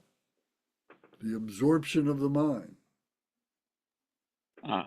Lance, I just realized, and having read the definition in the glossary, absorption as samadhi. Well, there are many kinds of samadhi, and you just mentioned some of those. Oh yeah. And I realized, like, on the face, on the surface of this is almost like a paradox, almost like an oxymoron, because we causing our mind to focus on one thing and get completely absorbed by one thing. So our mind doesn't have the freedom to go any way it wants to. We forcing, or maybe allowing, or whatever, coercing our mind to be rested in a certain, very certain object or phenomena or whatever. But in that process, somehow we do gain freedom. We do get liberation, and I think it's just independently of that, I often found myself thinking like that, and find, like, why, how could that happen? And as you point out, yes, indeed, when we focus and we come to certain realizations, certain understandings, getting certain wisdom, then our mind becomes free of attachment, free of aversion, free of all those things, so that it becomes truly liberated. Yes, thank you. And thank you for pointing out that this was there's a definition in our glossary, so it's G3. It gives a nice couple paragraphs of what absorption is. So I didn't even think to do that. I just took for granted. I knew what it was. So it just goes to show, you just take this stuff for granted sometimes. But so thank you, Alex, for bringing that up and saying the things that you did, because it's perfectly relevant. So Yeah. everybody Dr. J, This whole I wanted section. to say something about that if I could. Is that okay? Sure, go ahead. So I was thinking about these the faith, diligence, mindfulness, absorption, and faculty of knowledge as each kind of building on each other, like a sort of like a pyramid. Where the faith is the basis, is the faith in the teachings of Buddhism. The diligence is the built on the faith, but you actually have to practice the teachings that you're learning about. So the diligence is like, just doing it over and over, just repeating it. The mindfulness is bringing you, it's not enough just to do it and repeat it, but to repeat it correctly. So the mindfulness comes into play, being aware of what you're doing, like with rituals, doing the ritual with your heart, doing it correctly, not rushing through it, bringing your mindfulness to it.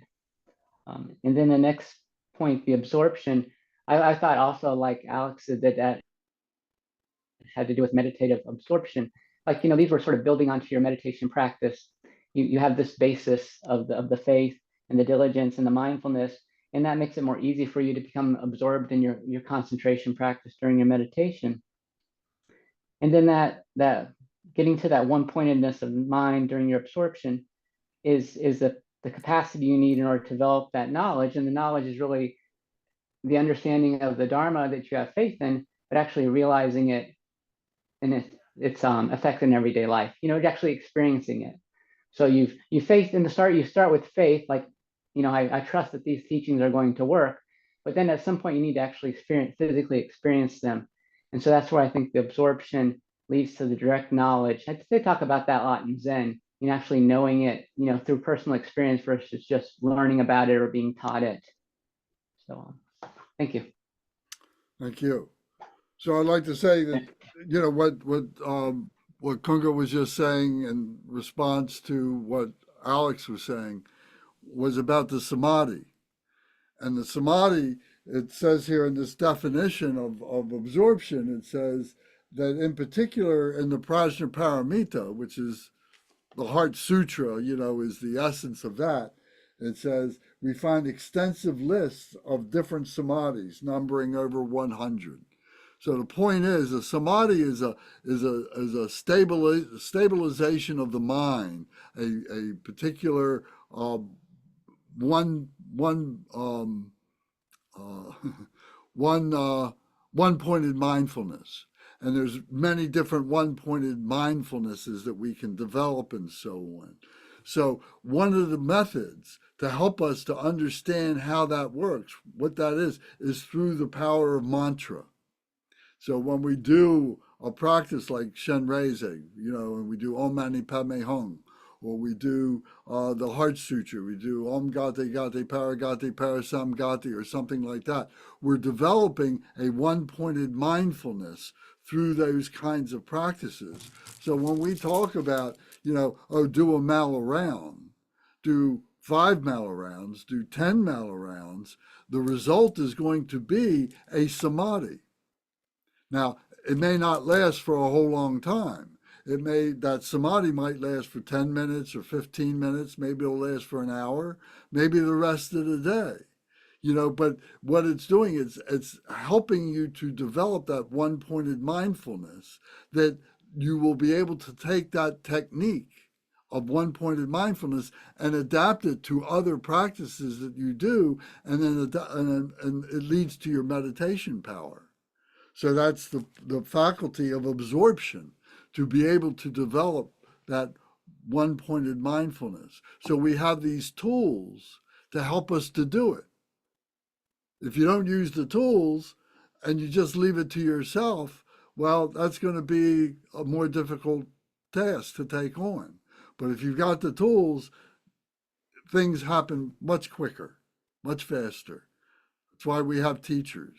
That's why we have the books and everything. If we don't follow the instructions, then, we just keep on going around the same circle over and over again.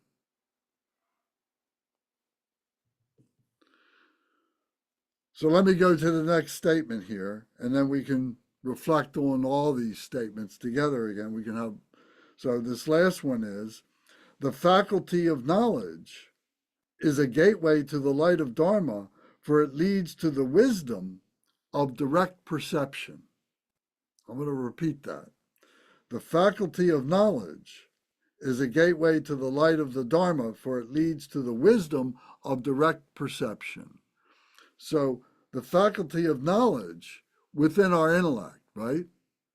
Our intellect of examining, of going through the investigations, going through all the books, listening to the teachings, processing, contemplating, and so on that, all this leads to the wisdom of direct perception, that we gain the ability to be able to recognize these situations in which these things are occurring. And we then begin to, through the process of the intellectualization, we can see the cause. We can see the results because of the actions that we take. We see in way all this manifests. We can see it in a macrocosm, and we can see it in a microcosm. We can see it in a macrocosm. So allowing ourselves to apply ourselves to gain this knowledge, to read about things, to study about things, to enter into conversations about things, to open yourself up to these things, leads to this direct perception. Oh, now I get it. The aha moment. You know, we talk about, I've had them. You've all had them at one time or another. You hear your teacher speaking, you're reading in a book, and something all of a sudden clicks in you, and you go, oh, aha, now I get it. A light goes on. Now I get it. The direct perception of that knowledge and how it applies to what we've been talking about, whether it's spirituality or it's about something about your car or whatever. You can have knowledge of all those things. We're focusing on the knowledge of spirituality. So these 5 faculties of the intellectual mind, the ability to develop the intellectual mind in the direction of spirituality. It's a concerted effort. Meditation, Buddhist meditation, or Vajrayana meditation anyway, but is not a passive thing. It is active. You go through stages of structure purposefully in order to be able to develop that one-pointed mindfulness, to be able to push to the margins the things that don't need to be paid attention to right now. Not that they're not important, but maybe they're not relative to what it is that you're trying to achieve is that one-pointed mindfulness. So you can say those things are temporary and they can wait. But this is something I need to be able to develop right now. So there's a method to all this, and this is what we're trying to present.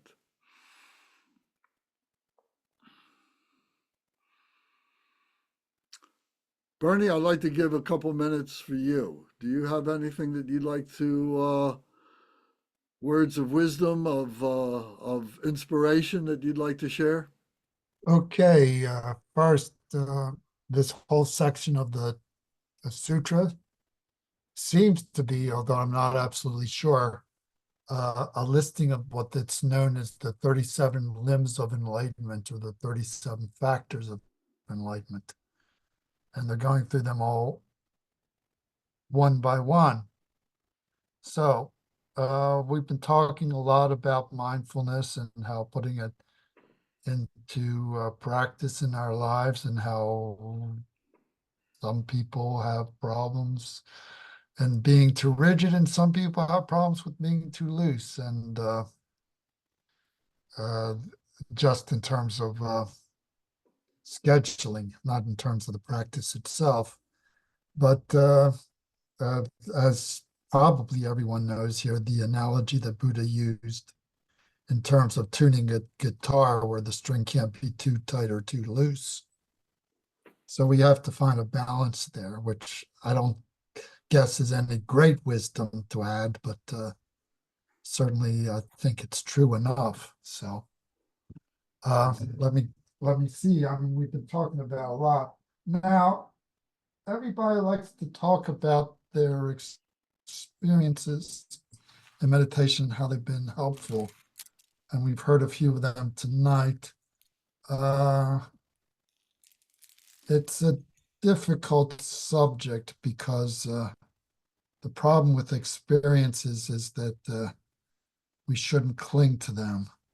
So, and on the one hand, the experiences that people have are very positive and very encouraging and encourage us to continue practicing.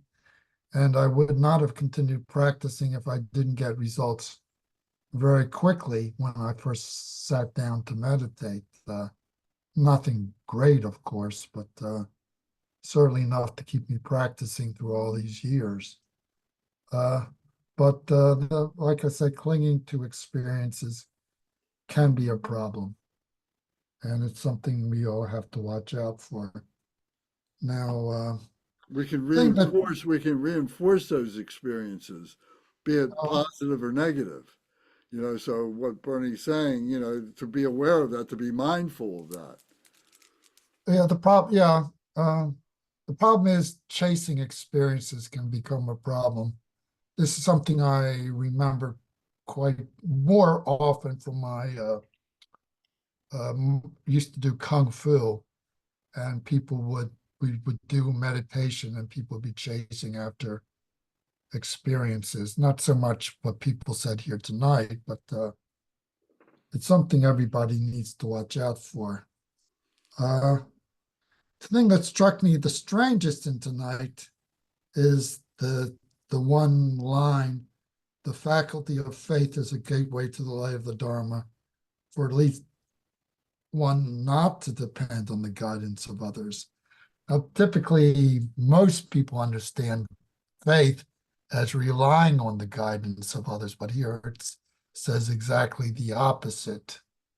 And I was waiting for somebody to say, well, hold on a minute here.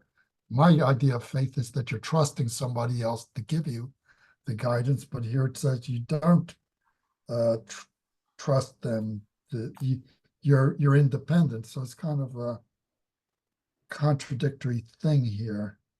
Other than that, Well, in the beginning, don't you think that, we need to have the guidance of a spiritual friend? But if they're a true spiritual friend, they're pointing to where it is that we can have that guidance within ourselves. We see the truth within ourselves. I think you're right. I think I agree with that, but that's sort of like getting beyond that. In my ordinary sense of what the word faith means, that means moving from faith to wisdom. And then when you move the faith to wisdom, you no longer need.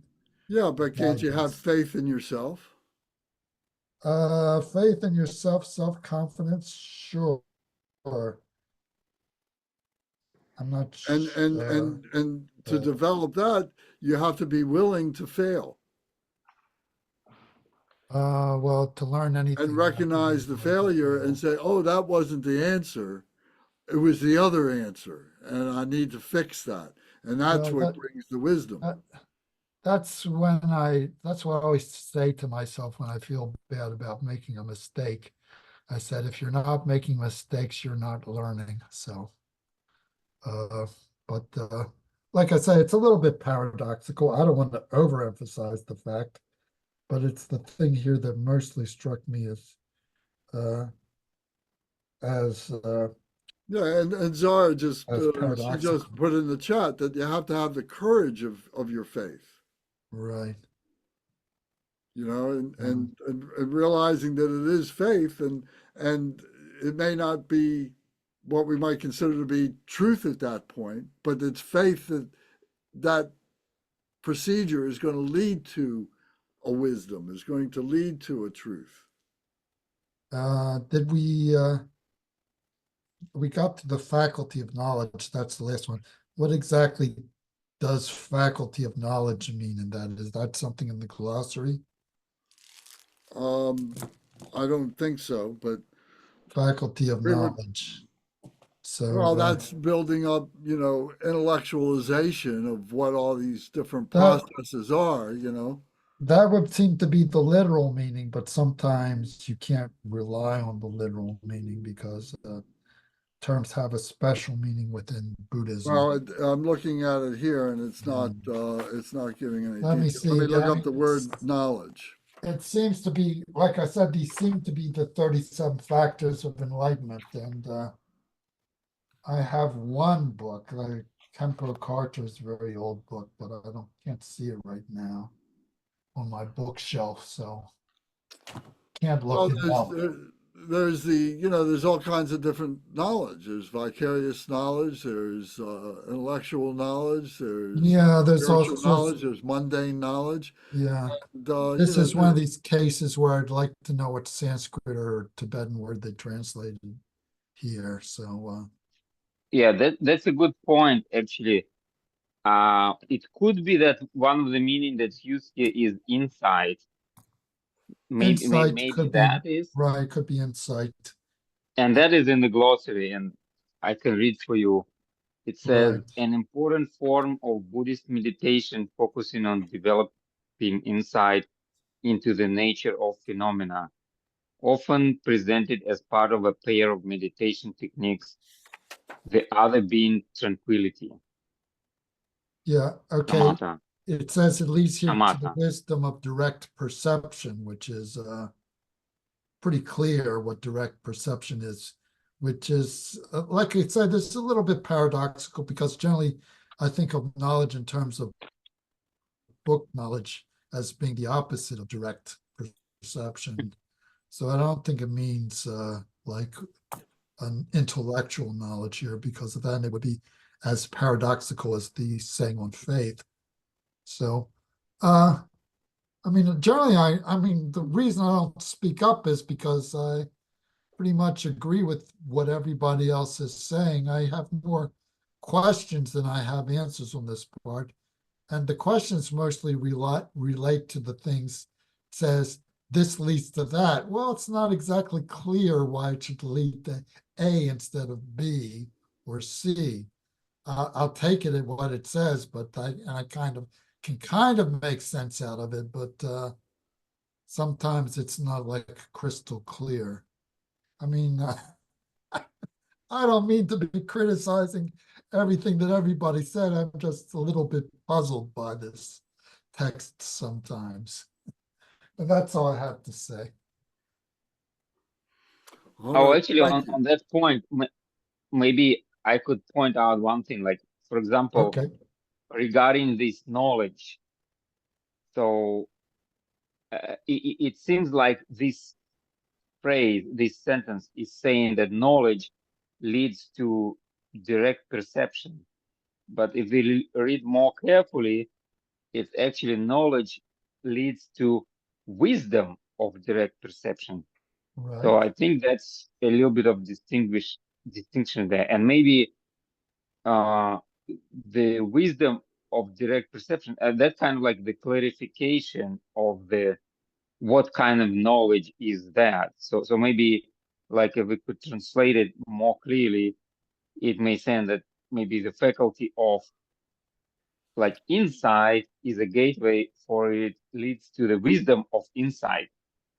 So if you apply your insight, you'll get more wisdom. Not that Oh, like I insight said, leads to more yeah, insight, but insight leads to more I have wisdom. more questions than I have answers tonight. So I would like to sit here and tie it up into a nice little package, but I don't really can't do that.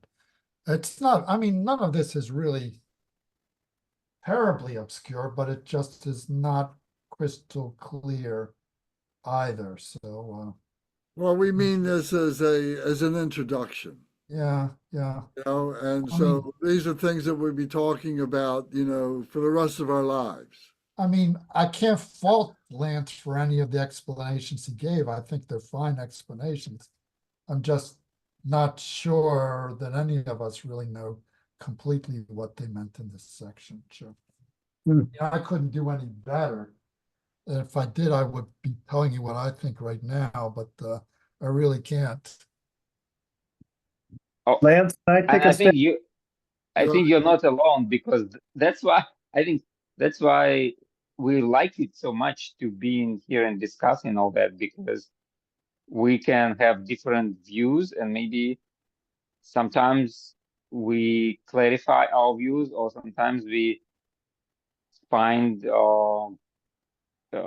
help somebody to clarify, or maybe we can find that we ourselves are confused and get better insight or ideas what it may mean.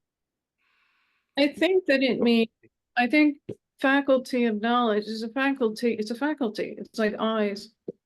It's the faculty of gaining knowledge. It's the faculty of seeking knowledge, developing it, and testing it out. An ability.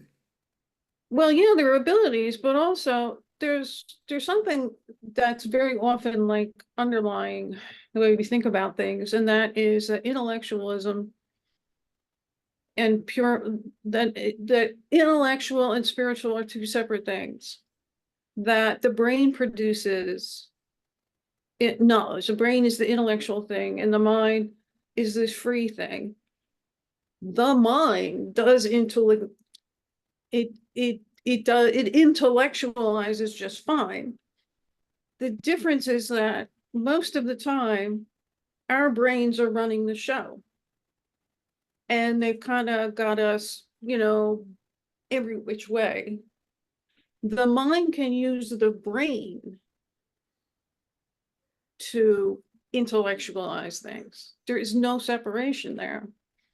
So that's what it seems like to me. That is it's the faculty of the relentless pursuit of knowledge about the true nature of us in the universe. And yeah, it would lead to, I have to remember.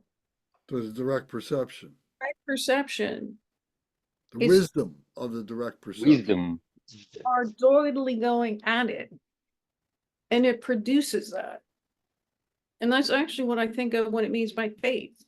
You have the faith that if you engage your mind and use your brain like it's a horse and engage that and practice and constantly question what you're doing and refining it, I believe that that is a worthwhile endeavor. I have faith that I can reach that goal of enlightenment if I keep at it. So that was my interpretation. Yes, well, thank you. Thank you all. Brendan wanted to say something. I'm going to let him have the last word if you don't mind, but I appreciate wow. what Debbie just said. I appreciate what Debbie just said, and she's right. And we have to have the courage to seek that out and to fail in order to get through the errors of our ways to get to the wisdom that we're actually looking for. The wisdom is knowing the errors and the success. Well, I love what Debbie just said. I'll just say that when I was 13 years old, more than anything in life, I wanted to be James Bond. And you know what James Bond's involved with? Violence and sex. And I realize now, with the knowledge that I have in my life experience, and this is what I'm hearing a lot of us talking about tonight in the Dharma path, is knowledge. And that it teaches me that violence is scary and horrible and sad. And that sex, I'm a happily married man, and that what's important to me, there's a lot of other beautiful women out there, but they're not for me. And so these are the types of things that come with life experience and knowledge, and how beautiful that they are conforming with the Dharma path. So that's all I had to say. Thank you. Amen. All right. Debbie, you're the Umze for this evening. Would you mind doing the dedication prayer on page 36 and 37? Certainly. And thank you all for staying late with us. We appreciate that. Your diligence, your perseverance, your faith, and your wisdom. Okay. Glorious, holy, venerable, precious, kind root and lineage lamas, divine assembly of yidams and assemblies of Buddhas, Bodhisattvas, yogins, yoginis, and dakinis dwelling in the 10 directions. Please hear my prayer. May the virtues collected in the 3 times by myself and all sentient beings in samsara and nirvana, and the innate root of virtue, not result in the 8 worldly concerns, the 4 causes of samsara, or rebirth as a Shravaka or Pratyeka Buddha. May all other sentient beings, especially those enemies who hate me and mine, obstructors who harm, misleading Maras, and the hordes of demons, experience happiness, be separated from suffering, and swiftly attain unsurpassed, perfect, complete, and precious Buddhahood. By the power of this vast root of virtue, may I benefit all beings through my body, speech, and mind. May the afflictions of desire, hatred, ignorance, arrogance, and jealousy not arise in my mind. May attachment to fame, reputation, wealth, honor, and concern for this life not arise for even a moment. May my mind stream be moistened by loving kindness, compassion, and bodhicitta, and through that may I become a spiritual master with good qualities equal to the infinity of space. May I gain the supreme attainment of Mahamudra in this very life. May the torment of suffering not arise even at the time of my death. May I not die with negative thoughts. May I not die confused by wrong view. May I not experience an untimely death.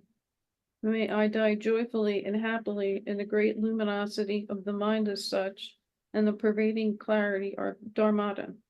May I, in any case, gain the supreme attainment of Mahamudra at the time of death or in the bardo. Om. Hom. Om. Om. Ah. Hom. Om. Hom. May my body, speech, and mind become inseparable with the body, speech, and mind of all the enlightened ones for the benefit of all sentient beings. Thank you all very, very much. Thank you, Lance. You're welcome. Another very good session. Thank you. Right. Right, thank you.